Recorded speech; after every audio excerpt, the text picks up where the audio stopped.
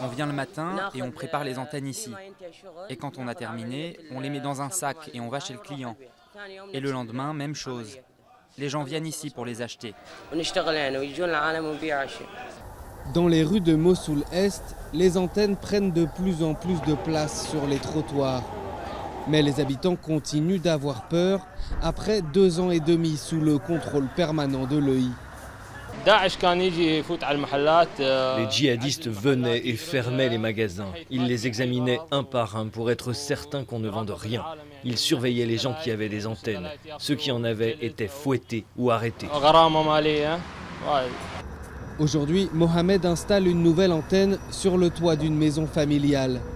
Il les achète au marché noir et revend les moins chers pour environ 8 €. Malgré la concurrence féroce, il n'a pas une minute à lui. Aujourd'hui, j'ai beaucoup de demandes. Il y a la queue. Les gens ne peuvent pas installer leur antenne seuls. Ils ont besoin qu'un employé vienne l'installer pour eux. Sous contrôle de l'EI, les habitants de Mossoul-Est ont vécu coupés du monde.